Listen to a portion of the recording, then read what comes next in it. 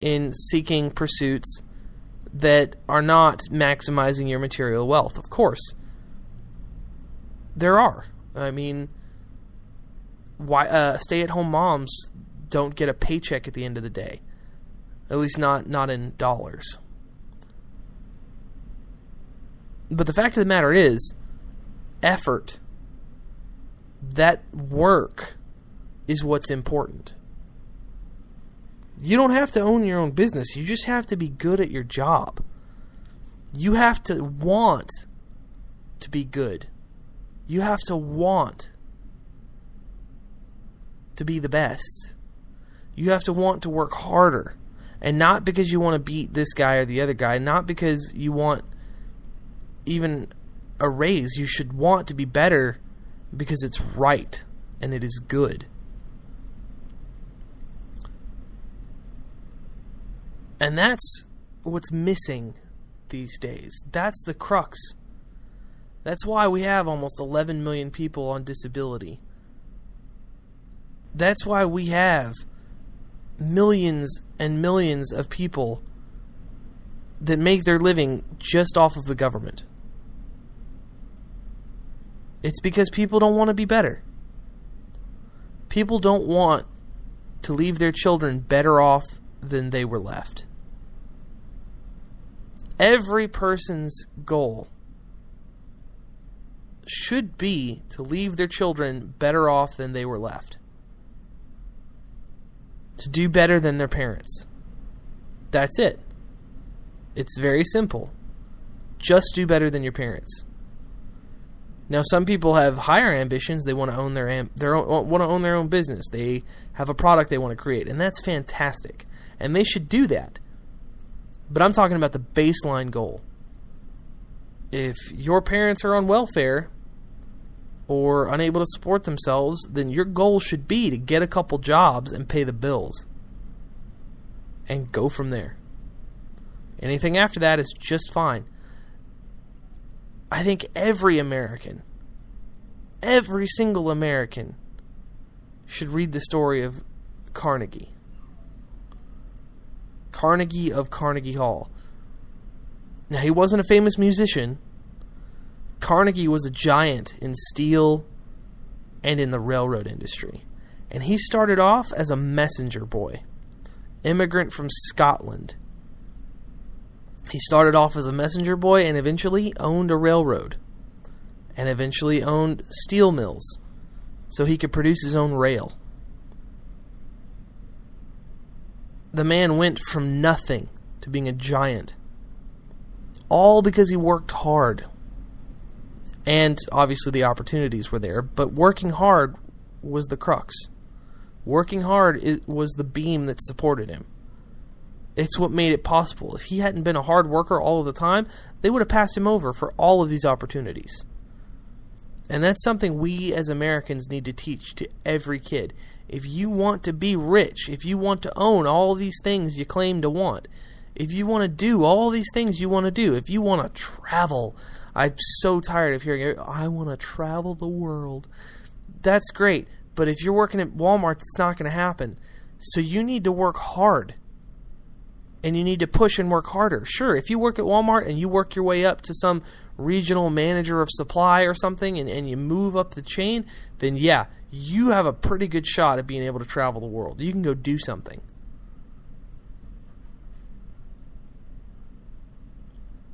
But kids aren't being taught that. I never learned who Carnegie was in school. I knew what Carnegie Hall was, but only because my parents pushed me into playing instruments. I learned who Carnegie was in college. And I learned about him because I looked him up. Because I didn't know who he was. Nobody had ever mentioned him to me. The American Dream story, I'd never heard of it. Not his true American Dream story. That sort of thing had never occurred to me. I mean, it had occurred in the sense that it was possible, but it had not occurred to me that it had been done so well in that instance.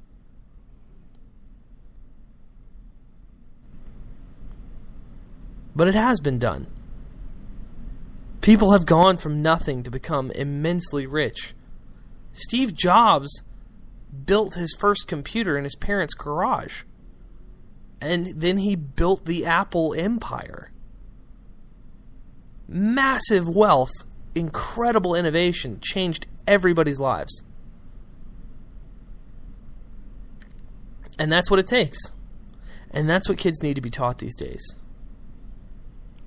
Some of you may have seen, there was a news report out of Oregon, Portland, Oregon, about a little girl, 11-year-old, trying to pay for her braces. Her name was Madison. She was selling mistletoe.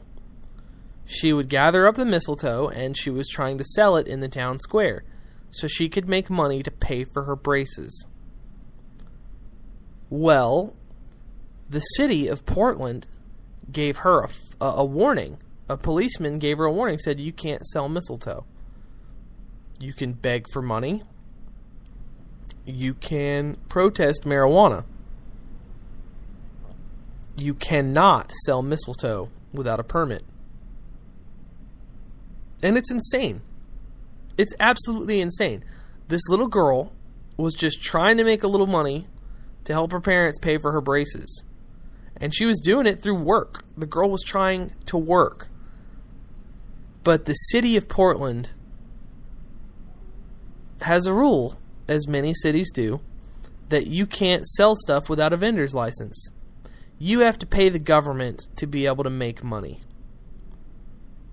Now, how insane is that notion? The fact that you have to have a couple $100 to give to Uncle Sam before you can even make money to feed yourself.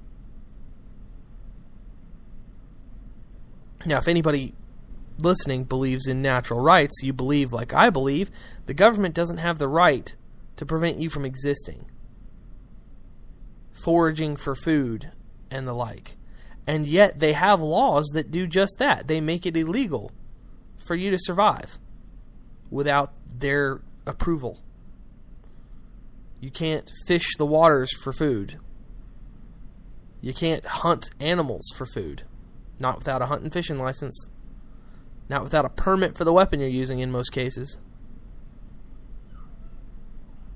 Heck, there are people in Florida that are being hit with $10,000 fines because they turned their front yard into a garden and were growing food to feed their family on their own property because they didn't have a permit and it was a quote-unquote eyesore to the community. Somebody didn't like there being vegetables in the front yard. But back to this girl in Portland. If you haven't seen the news report about her, I know she was on the Kelly File tonight. If you haven't seen it, you need to look it up online. Little girl from Oregon trying to sell mistletoe. Because she has wisdom way beyond her years. I remember I was at work and I was doing my job, and I heard the soundbite, and it was just profound. I mean, it seems obvious to us as adults, but for an 11-year-old to say, people should be able to work for a living. People should be able to work hard and make money. You should not be able to stop me, government, from doing what it takes to make money. And that's exactly correct. And I wish that more people understood the problem with government. I wish that more people could have the sense of that 11-year-old. That more people had the intelligence of that child. Unfortunately, they don't. But it's a fantastic story, and I highly recommend, if you've got kids, you need to share that story with them. You need to show it to them and let them know. Because it's fantastic. I mean, really, anybody should be able to watch this story and feel and understand that she's right. You should be able to set up a bake sale stand to sell baked goods, or a lemonade stand to sell lemonade, or to sell mistletoe to pay for your braces. And the government shouldn't be able to stop you from doing that. And they shouldn't be able to infringe on that right by making it more difficult through regulations. They should not be able to do that. And yet we allow it. And many people have no problem at all simply saying, oh, but it's the law and you have to follow the law or you're a criminal. My favorite line to people like that is, slavery used to be a law.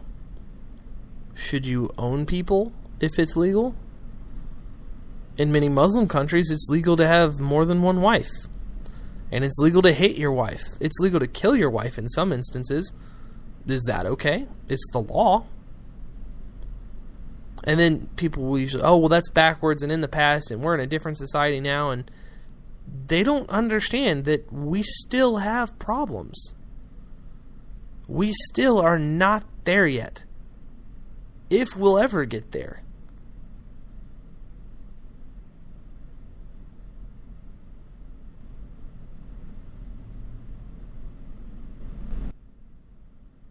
I don't know that we will.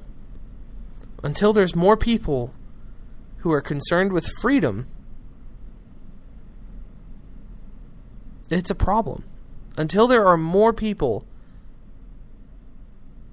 out there saying no more of this, we are not going to tolerate this any longer, then it's going to stick.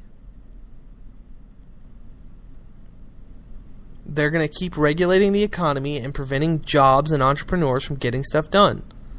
A regulated economy is a bad thing. Can you imagine how many more goods and services, how much more technology we would have if Microsoft would not have been prevented from growing in its heyday? Apple still would have come into existence and they would have still competed in the long run. IBM would have gone down sooner. But that's neither here nor there. The fact is, if Microsoft had been able to do more, we might have better TVs. We might be using Jetsons age technology by now.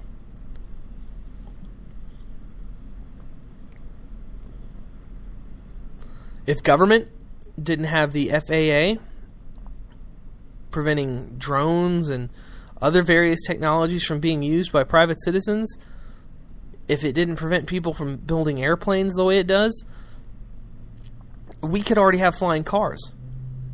There are many people who have already built flying cars. But the idea that we'll get to have flying cars is going to be impeded by decades of government saying no, if we'll ever get to have them. And that's the problem. That's the problem with society today. We have too many people, entirely too many people, out and about that are saying it's the law, you have to follow it. They aren't bothering to buck the system. They aren't bothering to say, no, this is not right. We will not do this. We will not allow this. They're not bothering to fight. And that's something that needs to change. We need to tell people about freedom. We need to spread free market capitalism.